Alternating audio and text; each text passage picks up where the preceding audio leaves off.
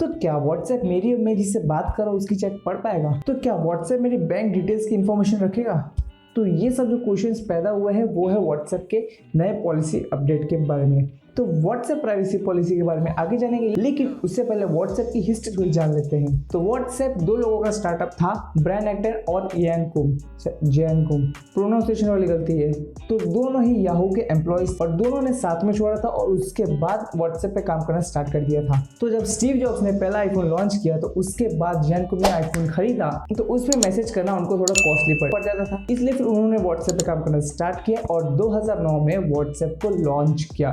तो जब ये दोनों बंदे व्हाट्सएप पे काम कर रहे थे तो इनका सिर्फ 3 मोटो था। पहला, इसमें कोई भी एडवर्टाइज नहीं होगी। दूसरी, यूजर फ्रेंडली होगा। तो तीसरी चीज है वो है कस्टमर प्राइवेसी, यानी अब तो अपने कस्टमर के सारे डेटा को बहुत ही सिक्योर रखना होगा। तो इन 3 चीजों पे व्हाट्सएप चल रहा था। तो व्हाट्सएप बहुत ही जल्दी जल्दी पॉपुलर हो रहा था। तो इसी बीच फेसबुक की नजर पड़ी व्हाट्सएप पे और फेसबुक ने उसको 2014 में $19 बिलियन में एक्वायर कर लिया। तो $19 बिलियन बहुत ही बड़ी अमाउंट होती है।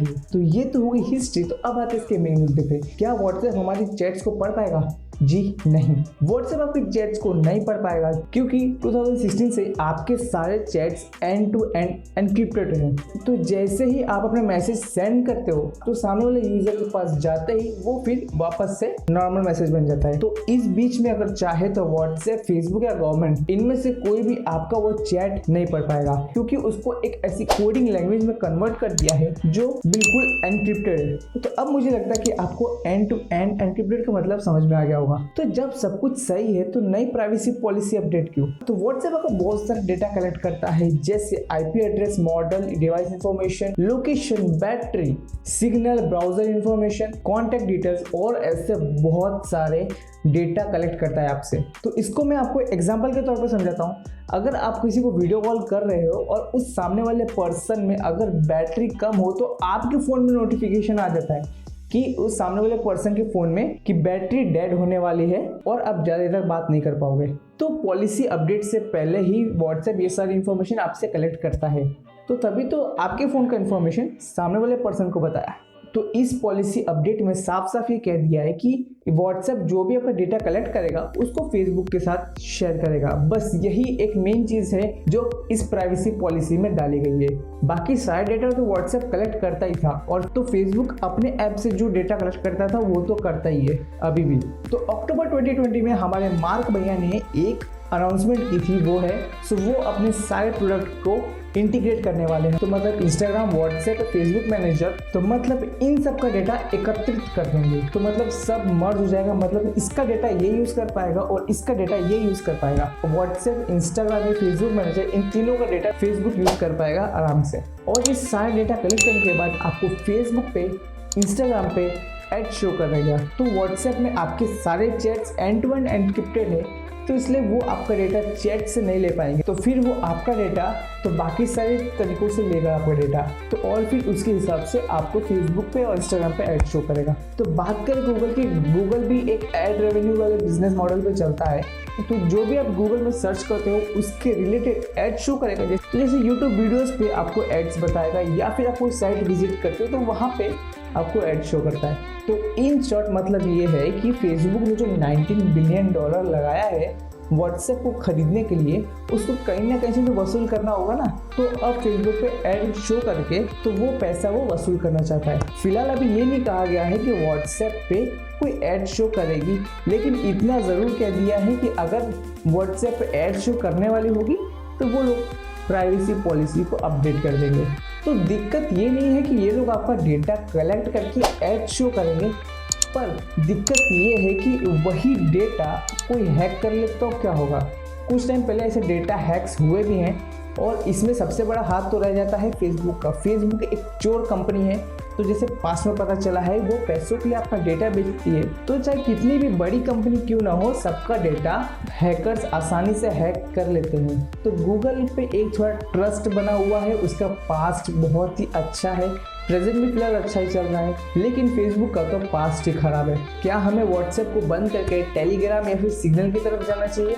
तो बहुत लोग टेलीग्राम पे स्विच हो रहे हैं, लेकिन रुको, टेलीग्राम कोई सेफ एप्लीकेशन नहीं है। तो वो मैं क्यों कह रहा हूँ आपको मैं अभी बताता हूँ। तो टेलीग्राम पे आपके chats end to end encrypted नहीं है, जिसका मतलब कोई भी आसानी से आपका चैट्स पढ़ सकता है और बहुत सारी चीज़ें कर सकता है। तो इस पे पब्लिक ग्रुप बनता है जिसमें सारे ग्रुप मेंबर्स आसानी से विजिबल होते हैं और इस पे इलीगल चीज़ें होती है। मैं क्या कह रहा हूँ तो समझ ही गए होंगे। मूवीज हुआ या बहुत सारे पायरेटेड कंटेंट इसमें मिल जाते हैं आपको जो इलीगल है। तो फ्यूचर में चल के कभी भी कोई ग्रुप पे अटैक हो साइबर सिक्योरिटी से रिलेटेड तो उस ग्रुप के सारे मेंबर्स आसानी से फंस जाएंगे।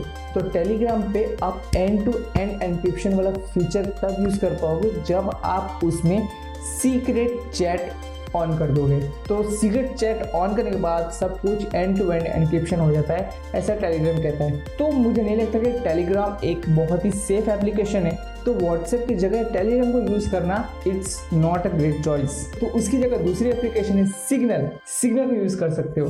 तो सिग्नल अब किसने बनाया है वो मैं आपको बता देता हूँ। तो सिग्नल को जिसने बनाया है वो है व्हाट्सएप के ओरिजिनल ओनर ब्रायन एक्टन, जिनका नाम मैंने आपको वीडियो के स्टार्टिंग में बताया था। तो हुआ ये कि 2018 में फेसबुक तो व्हाट्सएप पे एडवर्टाइजिंग के लिए काम कर रहा था। तो जब ये चीज़ ब्रायन एक्टन को पता चली तो उनको बिल्कुल अच्छा नहीं लगा, क्योंकि वो व्हाट्सएप को ऐसा कभी चाहते ही नहीं थे कि वो एडवर्टाइज रन करे। तो वो चाहते हैं कि व्हाट्सएप अपने पुराने 3 फंडामेंटल पे काम करे। तो ये बात कुछ ब्रायन एक्टन को पसंद नहीं आई और उन्होंने फेसबुक को छोड़ दिया। तो उसके बाद उन्होंने 2018 में एक एप्लीकेशन लॉन्च की जो है सिग्नल। तो सिग्नल बता दूं, सिग्नल अभी भी एक नॉन प्रॉफिट फाउंडेशन है, मतलब कि उनका कोई भी प्लान नहीं है कि वो सिग्नल पे एड्स शो करे कि एड्स से अपना रेवेन्यू कमाए। तो ब्रायन एक्टन ने सिग्नल को फंडिंग किया था $50 मिलियन का और उसके बाद उसको लॉन्च किया था। तो सिग्नल आपका कौन सा डेटा स्टोर करता है? तो सिग्नल आपका सिर्फ और सिर्फ मोबाइल नंबर स्टोर करता है बस। तो वो लोग एक ऐसे तरीके पे काम कर रहे हैं जिसमें हमको लॉगिन करने के लिए मोबाइल नंबर भी देना ना पड़े। तो सिग्नल आपका सिर्फ मोबाइल नंबर स्टोर करता है और कुछ नहीं स्टोर करता है, कुछ यानी कुछ स्टोर नहीं करता है। बाकी सारे चैट से वो एंड टू एंड एनक्रिप्टेड तो है ही, तो ये सब चीजें बाय डिफॉल्ट है, आपको कोई अलग से सेटिंग्स में जाके चालू नहीं करना। तो इसका मतलब ये है कि सिग्नल 100% तो नहीं लेकिन ऑलमोस्ट 99% सेफ एंड सिक्योर है। तो क्या ये पॉसिबल है कि हम व्हाट्सएप को बंद करके किसी और एप्लीकेशन शिफ्ट कर पाए? द आंसर इज नो, क्योंकि व्हाट्सएप से दूसरे एप्लीकेशन में शिफ्ट करना इतना कोई इजी नहीं है। ऑलमोस्ट 80% तो मुझे नहीं लगता कि ये आप कर पाओगे, क्योंकि व्हाट्सएप ने हमारे फ्रेंड्स और फैमिली को हमसे कनेक्ट करके रखा है। और किसी का मोबाइल नंबर आपके पास आए और हम इतना इंश्योर तो हो जाते हैं दैट ये पर्सन तो व्हाट्सएप पे होगा ही, फेसबुक या इंस्टाग्राम पे ना हो लेकिन व्हाट्सएप पे तो होगा। क्योंकि मेरा तो कहना यही है कि किसी एक ऐप पे निर्भर रहना अच्छी बात नहीं है, तो धीमे धीमे सिग्नल पे भी शिफ्ट करना चाहिए जो एक सेफ एंड सिक्योर ऐप है। तो ये सब चीजें जो हो रही है उसको एक ही चीज रोक पाएगा, वो है गवर्नमेंट। तो अगर गवर्नमेंट चाहे तो ये सब चीजें रोक सकती है कि आप हमारे यूजर से डेटा नहीं कलेक्ट कर सकते। अगर कोई स्ट्रिक्ट रूल हो तो ऑब्वियसली इन सारी कंपनीज को फॉलो तो करना ही पड़ेगा। अभी फिलहाल गवर्नमेंट की तरफ से कोई ओपिनियन तो नहीं आया है, देखो आगे क्या होता है। लेकिन इतना ज़रूर है, राइट टू प्राइवेसी ये हमारा एक फंडामेंटल राइट है। तो अगर आपको मेरी बताई गई इन्फॉर्मेशन अच्छी लगी तो इस वीडियो को लाइक कीजिए, अगर नहीं अच्छी लगी तो डिसलाइक कीजिए और शेयर करो अपने दोस्तों में ताकि उनको भी पता चले कि क्या है ये चीज़। अगर आप कुछ कहना चाहते हो तो आपके लिए हमने एक बहुत ही स्पेशल चीज बनाई है, वो है कमेंट बॉक्स, और मुझे अपने ओपिनियंस बताइए। तो अगर आप हमारे चैनल पे पहली बार आए चैनल को सब्सक्राइब करके बेल आइकन जरूर प्रेस कर दें, क्योंकि मैं ऐसी और भी सारी इन्फॉर्मेशन लेके आने वाला हूँ। तो मिलते हैं फिर नए वीडियो में, तो bye bye, take care, thanks for watching.